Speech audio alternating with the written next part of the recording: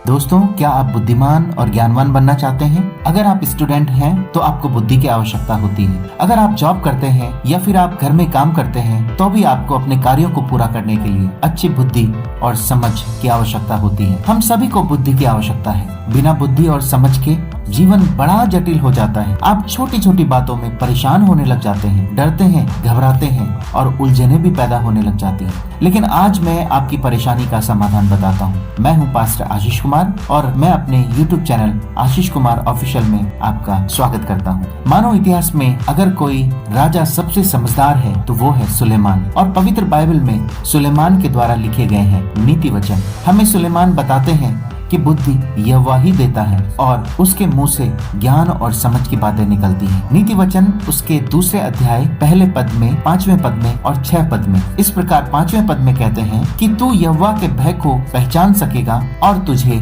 परमेश्वर का ज्ञान प्राप्त होगा। नीति वचन उसके दूसरे अध्याय के 5वें पद में सुलेमान कहते हैं कि तू यहोवा के भय को पहचान सकेगा और तुझे परमेश्वर का ज्ञान प्राप्त होगा। लेकिन दोस्तों, ये कैसे होगा? बुद्धि और समझ को पाने के लिए हमें क्या करना होगा वो हमें दूसरे अध्याय के पहले और चौथे पद में हमें बताते हैं। लेकिन आज हम नीति वचन उसका दूसरा अध्याय पहले पद को देख। यहाँ पर सुलेमान कहते हैं कि हे मेरे पुत्र, यदि तू मेरी बातों को ग्रहण करे और मेरी आज्ञाओं को अपने हृदय में संचित करे। बुद्धि और समझ पाने के लिए सबसे जरूरी है कि हम 2 बातों की शुरुआत अपने जीवन में करें। और वो 2 बातें क्या हैं? पहली बात है परमेश्वर की बातों को ग्रहण करना और दूसरी बात है परमेश्वर की आज्ञाओं को अपने हृदय में संचित करना। आइए हम पहली बात को देखते हैं। बुद्धिमान बनने के लिए सबसे पहले हमें परमेश्वर की बातों को ग्रहण करना है, क्योंकि परमेश्वर की बातों से ही तो बुद्धि की शुरुआत होती है। नीति वचन उसके पहले अध्याय के 7वें पद में सुलेमान ने यह सिद्धांत स्थापित किया कि यहोवा का भय मानना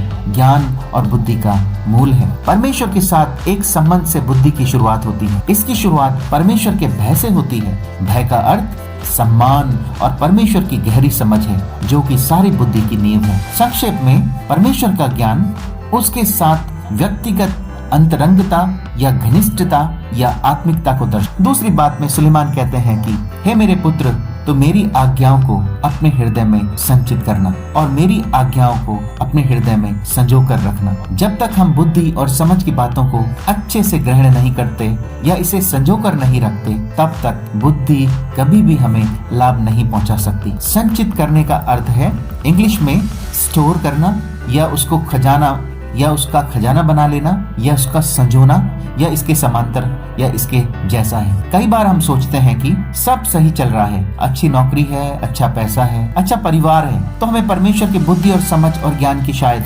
जरूरत नहीं है। लेकिन परमेश्वर की बुद्धि एवं समझ और ज्ञान और उसकी शिक्षा के प्रभाव को हमें दिल में सुरक्षित रखना है, ताकि वह सही समय पर हमारे काम आए।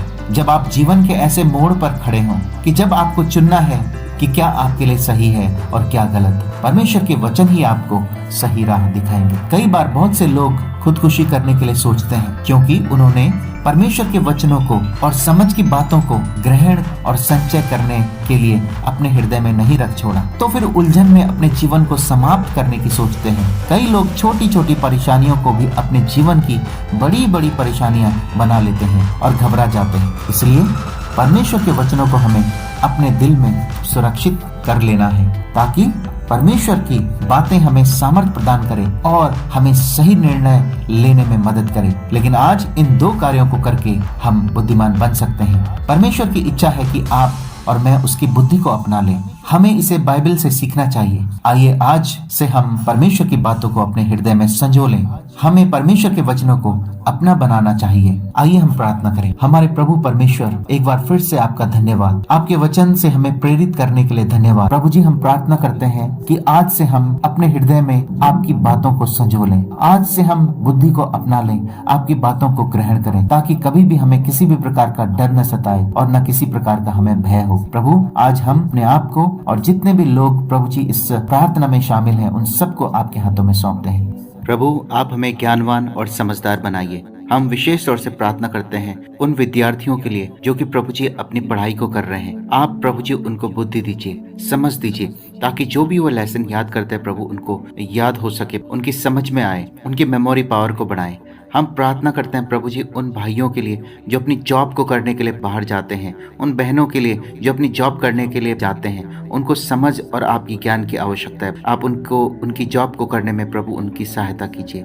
हम प्रार्थना करते हैं उन गृहिणियों के लिए, उन माताओं और बहनों के लिए जो कि प्रभु जी अपने घर पर अपने बच्चों को पालती हैं। आप उनके साथ हो और उनको बुद्धि समझ से परिपूर्ण करें, ताकि प्रभु जी वो अपने बच्चों को आपकी शिक्षा को देने वाली, क्योंकि परमेश्वर आपका वचन कहता है कि यहोवा का भय मानना बुद्धि का आरंभ है। इसलिए हमको बनाइए कि हम अपने बच्चों को आपका भय मानना सिखाएं, हम अपने आप को भी आपके भय में चलाने वाले हो सके, ताकि हमारे घर परिवार आशीषित हो सके और हम बुद्धिमान बन जाएं। प्रभु आपका धन्यवाद देते हैं, यीशु के नाम से मांगते हैं, आमीन।